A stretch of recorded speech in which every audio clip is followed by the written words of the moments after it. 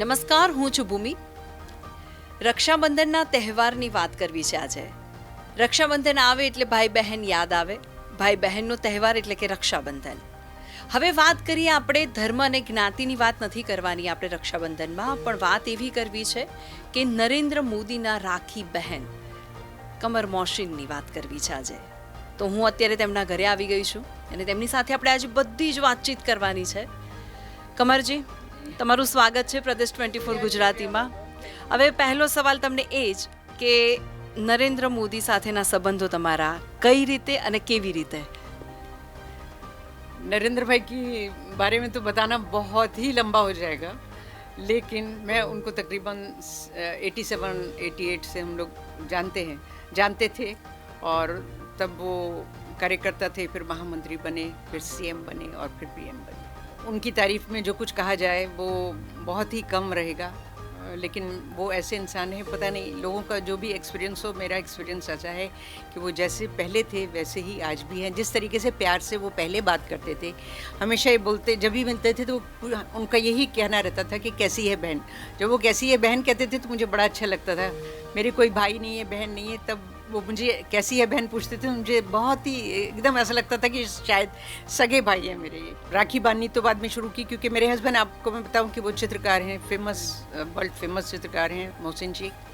तो उनकी एग्जीबिशन के सिलसिले में हम लोग दिल्ली जाते थे एग्जीबिशन करने के लिए। वहाँ पर मुलाकात हुई थी बूंदी जी से जी। और दिलीप भाई के घर हम मिले थे पहली बार उनको। तो उसके बाद ये हुआ कि एग्जीबिशन जब हम करते और उनको अपने पेंटिंग्स लेके जाते थे, पेंटिंग दिखाते थे, तो उनको बहुत अच्छे लगते थे पेंटिंग, बहुत चाहक थे वो पेंटिंग्स के। तो हमने अलग अलग टॉपिक पर, वो करंट टॉपिक को लेके ज़्यादातर पेंटिंग बनाते थे जी। जैसे कि टेररिज्म है, पोखरण ब्लास्ट है, उसका man of the millennium Gandhi ji का था, और कारगिल वॉर पर बनाए थे उन्होंने, और बहुत सारे अलग अलग टॉपिक को लेकर बनाए थे। क्लिंटन मोनिका सीरीज़ बनाई थी उन्होंने, वो तो बहुत ही ज़बरदस्त थी। उसका डायरेक्ट टेलीकास्ट हुआ था अमेरिका। तो वो सब दिल्ली में हम करते थे, तो हम उनको पेंटिंग जब दिखाते थे तो उनको बहुत अच्छी लगती थी। तो उन्होंने ही एक बार कहा कि तुम पोखरण ब्लास्ट का जो हुआ है इसके ऊपर पेंटिंग बनाओ। तो मोहसिन ने उसके ऊपर पेंटिंग बनाई थी। फिर वो अटल जी उस वक्त पीएम थे, तो मोदी जी ही हमको लेके अटल जी के पास गए थे और उनको हमने ये पेंटिंग वहाँ पर उनके घर पर दिया था। तो हमारे गवर्नर डॉक्टर स्वरूप सिंह थे, जब वो उन्होंने मुझे बेटी बनाया हुआ था, तो कभी भी मैं उनके घर जा सकती थी, आ सकती थी। वो 2 बार मेरे घर पे आए, ये भी मेरी बड़ी खुशनसीबी है कि 2 बार मेरे घर पर आए गवर्नर साहब। उन्होंने खाना भी खाया मेरे हाथ का। और फिर जब वो जा रहे थे तो हम लोग एयरपोर्ट छोड़ने के लिए गए थे उनको, तो वहाँ पर बहुत सारे लोग थे, मोदी जी भी थे, सब मिनिस्टर वगैरह, सब कैबिनेट के सब लोग थे। तो जब जैसे ही हम लोग गए वहाँ पर, तो गवर्नर साहब ने हाथ से इशारा किया कि इधर आओ मेरे पास। तो हमने सोचा इतने सारे लोग बैठे हैं, कैसे हम जाएं उधर। तो थोड़ा हिचकिचाहट हुई, लेकिन फिर उन्होंने वापस इशारा किया। और मोदी जी जो थे वो गवर्नर साहब के बराबर में बैठे हुए थे, फिर और सब लोग बैठे हुए थे। तो जब उन्होंने दूसरी बार इशारा किया, तब तो हम लोगों ने सोचा कि नहीं, अब नहीं जाएंगे तो उनको शायद अच्छा नहीं लगेगा। उन्होंने बुलाया और बुलाकर कहा कि आप मोदी जी को जानते हैं, से इशारा करके उनकी तरफ हाथ करके कहा कि आप उनको जानते हैं। तो हमने कहा जी हाँ, कि हम जानते थे, लेकिन ज़्यादा बात करना तो उस वक्त अच्छा नहीं लग रहा था। तो फिर हमने कहा जी जानते हैं। फिर मोदी जी को उन्होंने पूछा कि आप इनको जानते हैं? बोले हाँ जानता हूँ मैं, ऐसे करके उन्होंने सर हिलाया। फिर हाथ पकड़ के मोहसिन का भी हाथ पकड़ा, मेरा भी हाथ पकड़ा, और मोदी जी का भी उनके साथ में चलने लगे उठकर। तो उन्होंने कहा कि देखो ये मेरी बेटी है और मैं इन्हें आपके हवाले करके जा रहा हूँ, ये वर्ड उन्होंने बोले। तो मुझे तो एकदम से ये हो गया कि क्या। तो मोदी जी हंसने लगे और मोदी जी ने ये कहा कि ये आपकी बेटी है, तो आज से ही मेरी बहन है। तो मैं बहुत खुश हो गई कि उन्होंने मुझे बहन का। और फिर बातें करते हुए हम लोग आगे आए।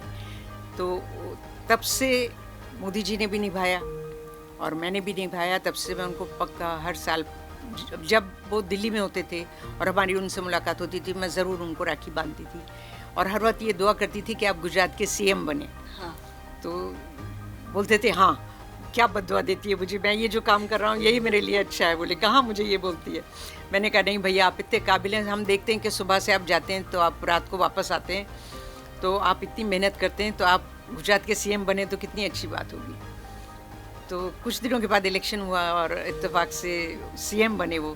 तो जब मैं सीएम बने तो पहली राखी बांधने के लिए जब मैं उनके पास गई तो हंसने लगे, बोले तेरी दुआ कबूल हो गई। मैंने कहा जी भैया हो गई। मैं तो बहुत उस वक्त खुश हुई। ये जो फ़ोटो मेरे यहाँ रखा हुआ है ये उस वक्त का ही है कि वो हंस रहे हैं और हम बात कर रहे हैं उनके साथ। नहीं, वो सामने रखा हुआ है।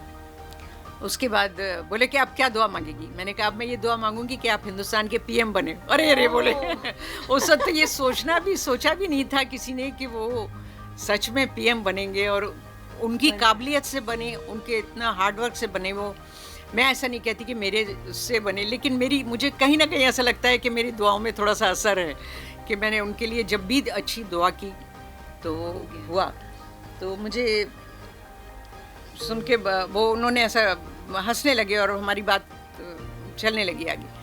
फिर मैंने उनको राखी बांधी और बांध के फिर हम लोग वहाँ बैठे थोड़ी देर, फिर सब लोग आके बांध रहे थे। फिर मैंने उनको यही कहा कि आप हिंदुस्तान के पीएम बने तो और ये मेरी दिल से दुआ है आपको। फिर आ गए हम लोग। फिर ये देखिए आप इलेक्शन हुआ और इलेक्शन में वो जीते और पीएम भी बने वो। तो बहुत सारे लोग जब इंटरव्यू मेरा लेने आते थे पूछते थे कि अब आप क्या दुआ करेंगी। मैं ये कहती थी उनको कि अब मैं ये दुआ करूँगी कि वो पूरे वर्ल्ड पे राज करें। तो ऐसा ही हुआ। देखिए पूरे वर्ल्ड पे राज किया उन्होंने। कहीं जहाँ जहाँ भी लोग नहीं जानते थे शायद नाम, वहाँ सब जगह उन्होंने। और आज इतने सारे लोग उनको जानते हैं, पूरे वर्ल्ड के लोग तकरीबन जानते हैं उनको।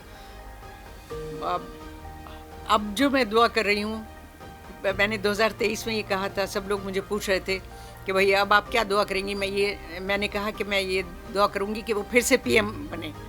तो 2024 का भी वो इलेक्शन जीते और फिर मैं खुश हुई दिल में कि हाँ मेरी दुआ लग गई।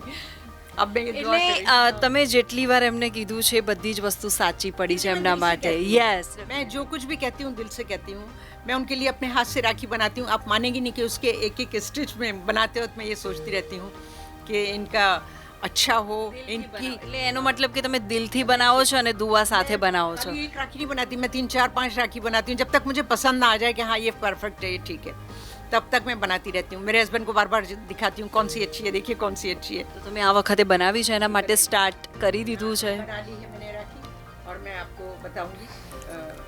કમરજી, તમે કહ્યું કે જ્યારે તમે દુઆ કરતા હતા નરેન્દ્ર મોદી સર માટે, તો હવે એ દુઆ હવે જે ઇલેક્શન આવશે એના માટેની તમારી કઈ દુઆ હશે અને નરેન્દ્ર મોદીના આયુષ્ય માટે તમારી શું દુઆ હશે?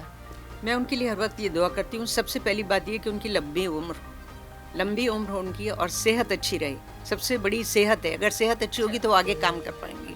और अब जो कुछ हो तभी भी मैं ऐसी दुआ करती हूँ कि वो ही आए। मेरी दुआ है अल्लाह से बस कि उनकी सेहत अच्छी रहे और वो खूब इसी तरीके से हिंदुस्तान को जैसे आगे लेके जा रहे हैं इसी तरीके से आगे लेके जाए। ઓકે, તમારે અને નરેન્દ્ર મોદી સરનો એવો કોઈ કિસ્સો કે એવું કંઈ છે કે તમે જ્યારે મસ્તી મજાકમાં તમે કોઈ વાત કરી હોય, તમે એકદમ બહુ જ હસ્યા હોય, અથવા તો કોઈ એવી જે યાદગાર પળ કે એવી કંઈ રહી છે તમારી? बहुत सारी बातें होती थी लेकिन ऐसे उनके सामने तो बहुत ज़्यादा खुल के हंसना भी अच्छा नहीं लगता था। पर ऐसे अच्छी बातें होती थी। मेरे बेटे को पूछते थे जब वो उसने इंग्लिश चैनल क्रॉस किया था तो हम उसको मिलाने के लिए लेकर गए थे।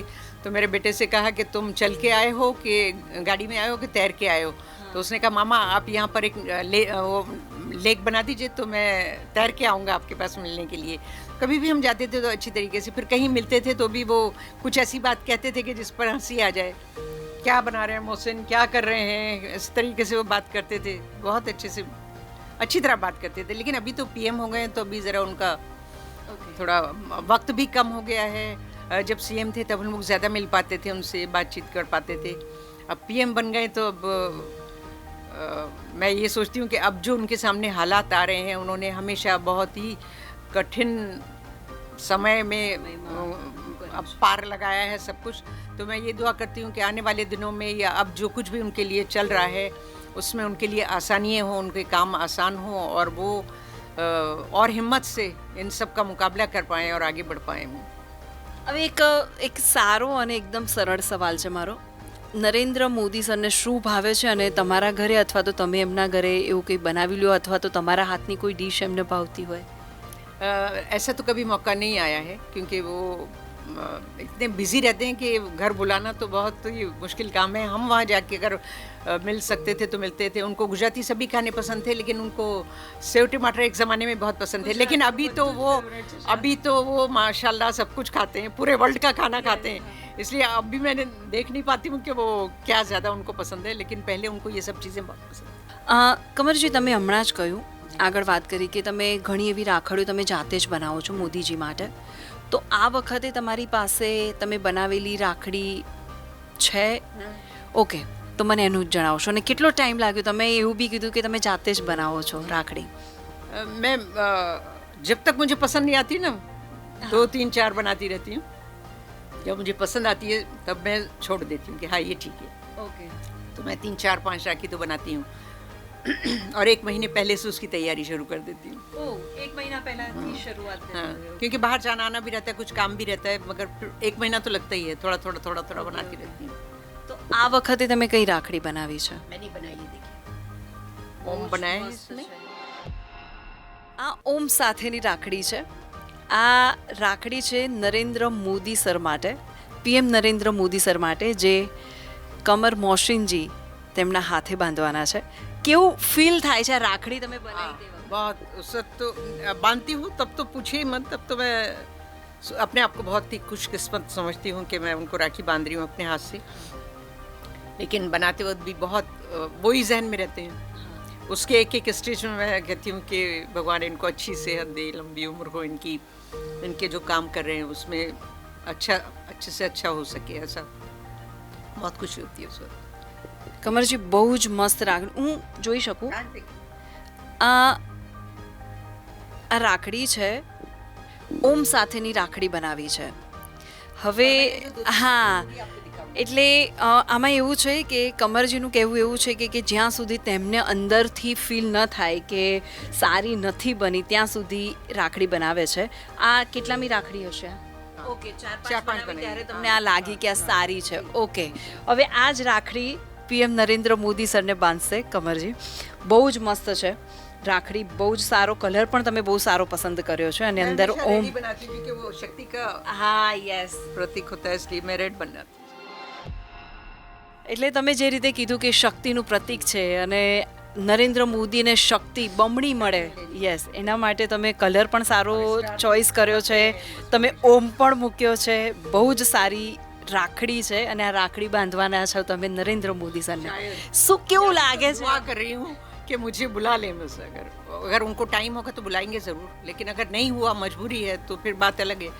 मगर दुआ तो हर वक्त यही करती हूँ। और फिर देखिए, अगर वो बिज़ी होने की वजह से ना भी बुला पाएँ तो मेरी दुआएं तो हमेशा उनके साथ रहेंगी। ऐसा थोड़ी है कि ये राखी नहीं बांधूंगी तो दुआ नहीं होगी। ये हर इसमें मेरी दुआ है कि ये मैं पोस्ट करूँगी। अगर वहाँ से नहीं आया अगर फ़ोन, तो एक दिन पहले मैं ये पोस्ट कर दूँगी।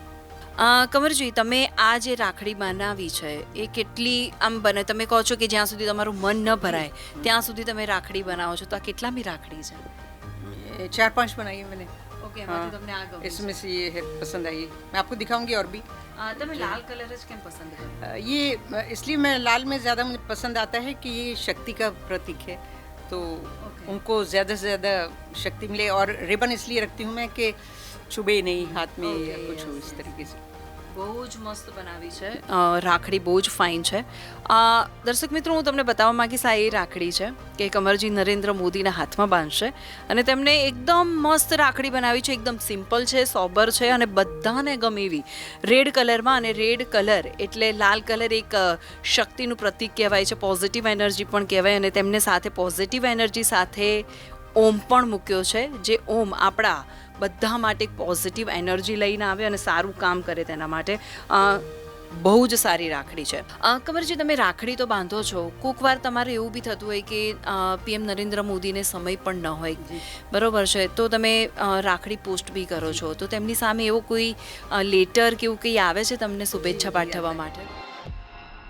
હવે આ લેટર તો આવે છે, તો હવે આ લેટર જોઈને તમારી ખુશી કેવી હોય? बहुत खुशी होती है कि मेरा તમે એમ દિવસમાં કેટલી વાર વાંચો કે નરેન્દ્ર મોદી? मैं अच्छी तरीके से पढ़ सकती हूँ वैसे, मगर फिर भी हिंदी में अगर कुछ गड़बड़ हो जाए, रक्षाबंधन के पावन पर राखी भेजने के लिए आपका बहुत धन्यवाद जी।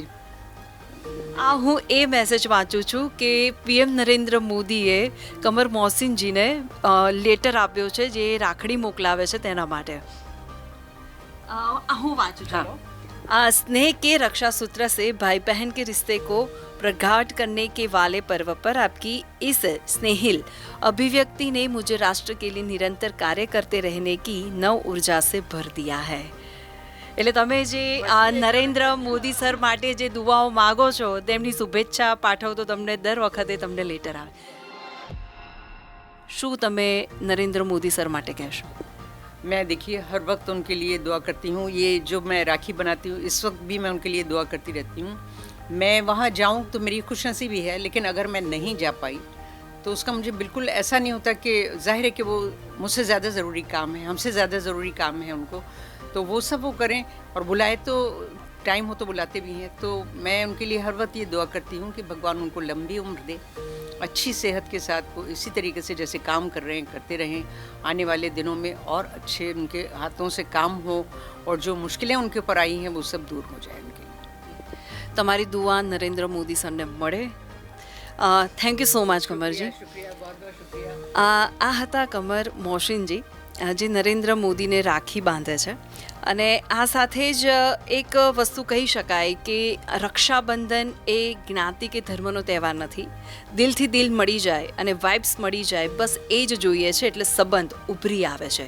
આ એ જ એનું પ્રતીક છે કે દિલથી દિલ મળી ગયા અને સંબંધ ઉભરી આવ્યો।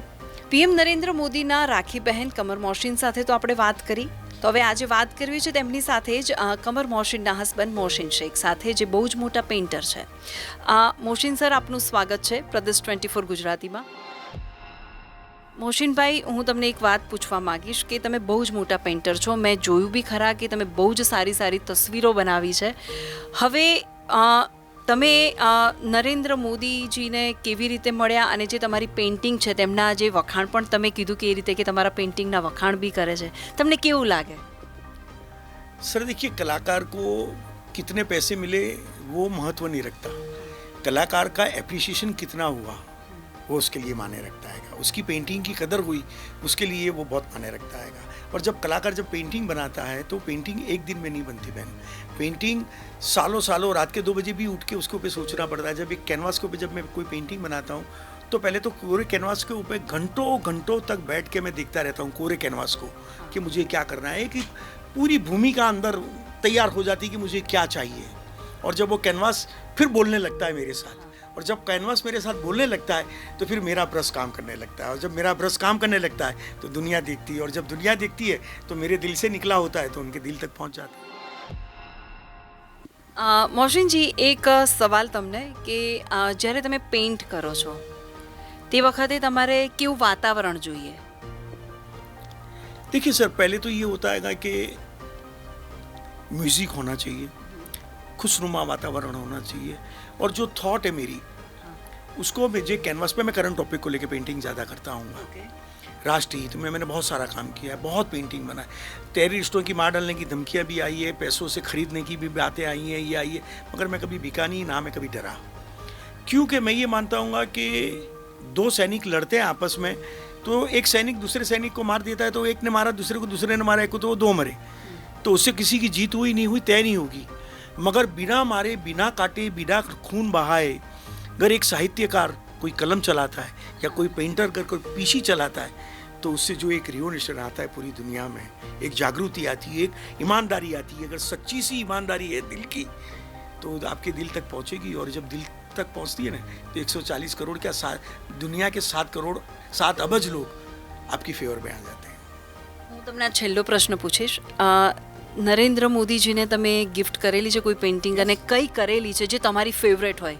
नहीं, मैंने देखिए सर वो एक्चुअली तो मैंने जो करंट टॉपिक बनाने शुरू किए जब से मैं नरेंद्र मोदी साहब के साथ में संपर्क में आया, और उनमें जो देश भावना मैंने देखी, देश के लिए जो झूमने की जो ताकत देखी, तो मैंने कहा यार ये बंदा फटे हाल, पकड़ गिरदारी, थैला लेकर के इतना जज्बा रख सकता है अपने राष्ट्र के प्रति, अपने देश के प्रति, इतना मतलब एक्सट्रीम कि मैं मर जाऊं कट जाऊं मगर मेरे राष्ट्र को झुकने नहीं दूंगा, वो जज्बा अगर वो रख सकता है तो यार मैं भी तो कलाकार हूं ना, मैं अपने राष्ट्र के लिए क्यों नहीं कर सकता। तो मैंने जो करंट टॉपिक बनाने की जो शुरुआत की, उसकी प्रेरणा स्रोत अगर कोई है मेरे लिए तो वो है नरेंद्र मोदी। और जब मोदी की बातें सुनता मैं और मेरी अपनी बातें जब मैं उनसे करता तो वो भी बहुत अप्रिशिएट मेरे को करते। बहुत सारे टॉपिक पे बात होती थी, बहुत सारे टॉपिक पे डिस्कशन होता था और फिर मुझे खुला दौर मिल जाता था कि अब मुझे वो करना है जो सिर्फ देखिए, पेंटिंग जब कलाकार बनाता है तो वो अपने निजानंद के लिए बनाता है, अपने आनंद के लिए बनाता है। पर जब एक पेंटिंग राष्ट्र के लिए बने और राष्ट्र के 100 करोड़ लोगों में अवेयरनेस ला दे तो सर वो पेंटिंग फिर अमर हो जाता है। तो मैं ऐसा मानता हूँ कि आज जो मेरे पेंटिंग अमर हुए हैं या पूरे वर्ल्ड में जो मेरा नाम है, उसके प्रेरणा स्रोत अगर कोई रहे हैं तो पिछले 40 साल में ये मेरी खुशकिस्मती है कि 40 साल 35 साल पहले मैं मोदी को मिला। मोदी कहता हूँ, उस वक्त मोदी थे, अब मैं कहता हूँ मोदी जी, अब मैं मोदी नहीं कहता क्योंकि वो बहुत बड़ी शख्सियत है, वर्ल्ड के माने हुए लोग, वो में उनकी गिनना होती है। और मैं अपने आप को बहुत खुशकिस्मत समझता हूँ कि उनके जीवन के इतिहास के पन्नों में कहीं एक अक्षर मेरे बारे में भी उनके साथ जुड़ जाएगा तो मैं ये समझूंगा कि मैं अपने आप को बहुत खुशकिस्मत समझूँ। तो आ સાથે જ મને રજા આપશો. નમસ્કાર.